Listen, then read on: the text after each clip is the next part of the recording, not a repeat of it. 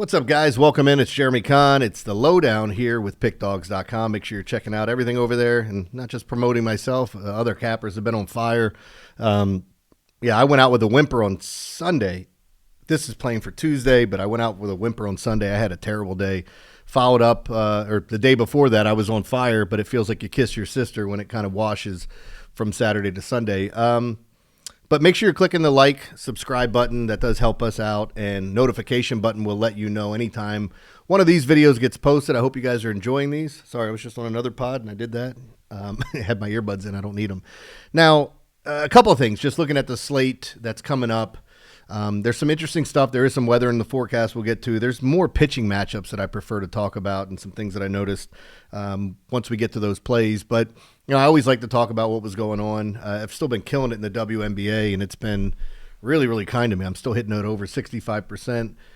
Baseball, I dipped a little bit, but I'll get it back up to that number. Still in the mid to high 50s, I believe. I'd have to go check the percentages. But Sunday didn't do me any help as I went 1-4 in baseball and 1-0 in the WNBA. But, as we're looking at Monday was a lighter day. There were a couple of games where I think, I was against the other guys. Haven't seen how these games turn out, but I always like telling you where I'm at.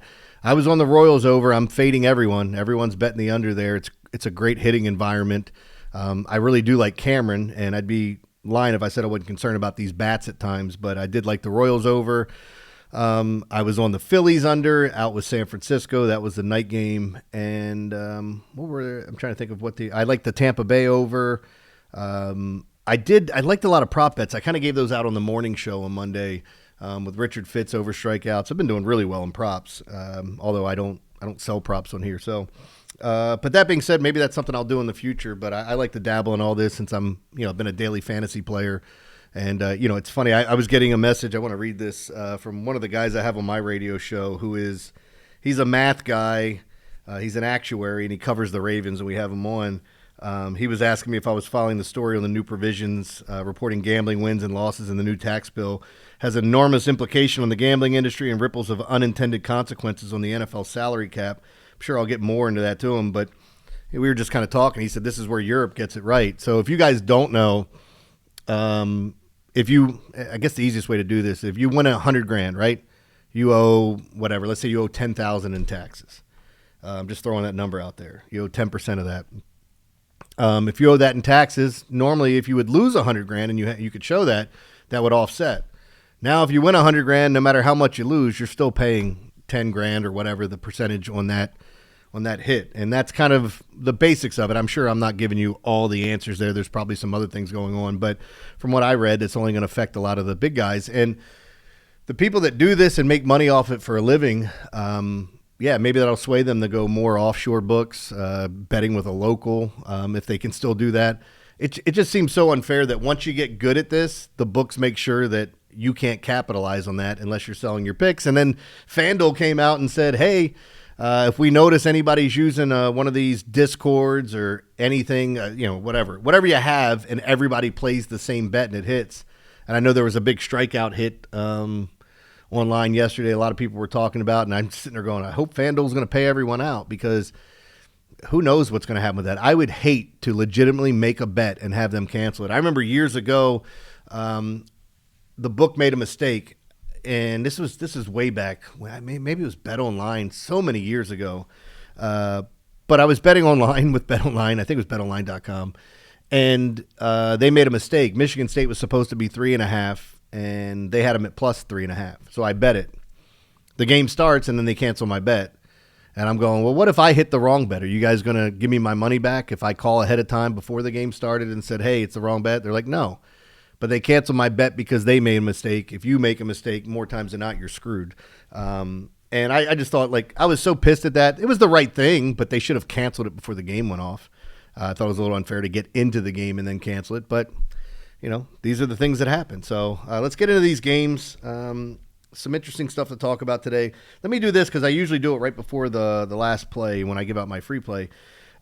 Philly and the Giants have 12.5 mile-an-hour winds blowing out.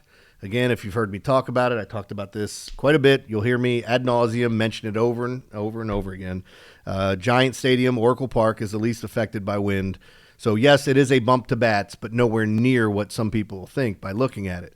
Now, Wrigley Field's the exact opposite. 10-mile-an-hour winds at Wrigley are a huge bump, comparatively speaking, to 10 miles an hour anywhere else. It's just one of those weird anomalies in sports.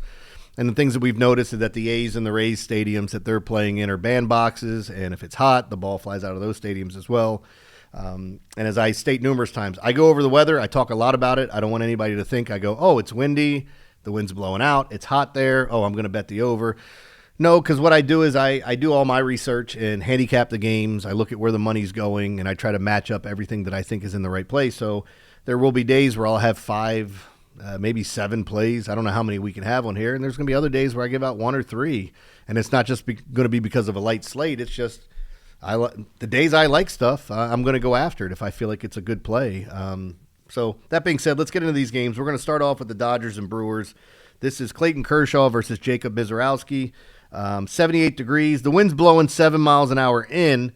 The only reason I bring that up is that the temperature fits where they would open the dome, but there is rain in the forecast. So my assumption is that they leave the dome closed. But I mainly wanted to talk about these pitchers of Clayton Kershaw, who's supposed to be kind of grandfathered into the All-Star game.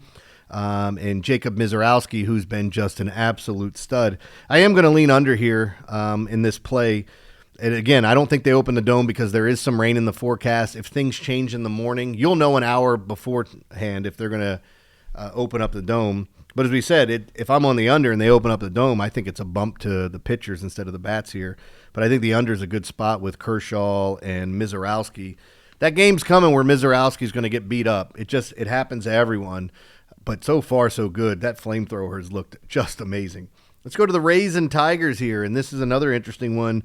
It's mid-80s, winds blowing in at 7 miles an hour. Ryan Pepio, who's looked really good against Dietrich Enns, or is it Enns or Ennis? I think it's Enns. His numbers don't look good, but again, he's a bullpen guy. This looks like a total bullpen game. The thing I'll say about bullpen games, it's weird. So when we get really hot games in these good environments with the wind blowing out, I have no problem just hammering bullpen games to go over the total because you just need one guy to come out in those conditions and be uncomfortable, and it definitely can turn. On normal days, if you have a bullpen game and it's the Tigers who have one of the best, 3 to 5 bullpens in all of baseball, whether you buy into that or not, then all of a sudden you're going to go, well, yeah, I kind of trust these guys a little bit more. I like the under here as well, and I feel like I've been giving out a ton of unders here, but over the past couple podcasts, but that's just kind of where I've been. I'm not one of those guys go, oh my God, I got so many unders. Maybe I should mix in an over here. No, because look, you flip a coin, it comes up heads 20 times in a row. It has the same percentage of chance to come up heads the next time around, no matter what's happened previously.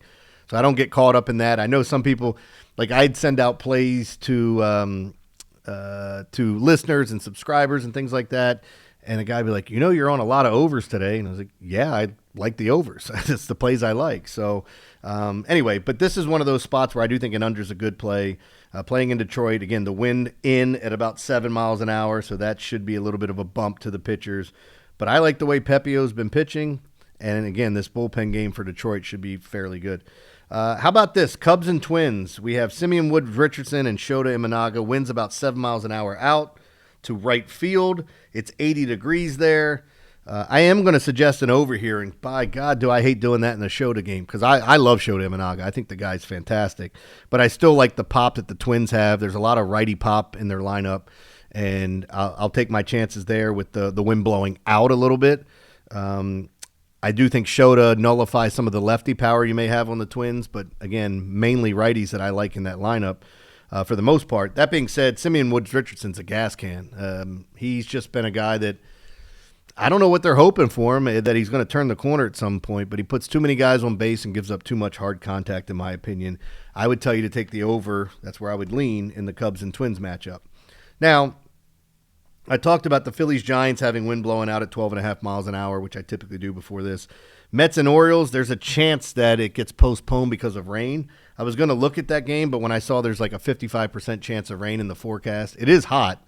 This is one of the more muggy days I've ever seen in Baltimore as I'm recording this one Monday evening, afternoonish. And even when I walked out of my house in the morning, it was like, ugh, you feel sticky right away. And I love those games for baseball. But seems like there's going to be a good bit of rain coming in, so it might be a postponement. So that's why I didn't even talk about the game. But the last game I do want to talk about is the Rangers and the Angels. We talked about them in yesterday's pod. This is Nathan Eovaldi versus Jose Soriano.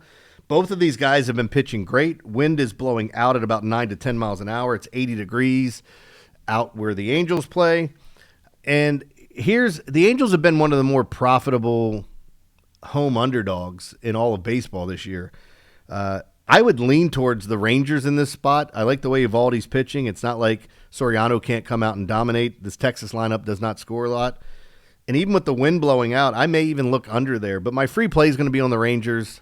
This was a day looking at it, I didn't feel strongly about any of these games like today. And then obviously tomorrow, once I dive into the lines and where everything's at and see some of the line movement and where the money's going, all that stuff's important to me.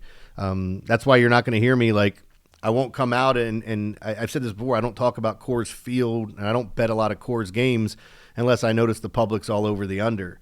Even if in the perfect situations, I typically stay away from it. I'll give you a perfect example. A couple of weeks ago, I was on one of the shows talking about it's a perfect hitting conditions for an over in Coors. You got two crappy pitchers, you got 90 degrees, you got the wind blowing out.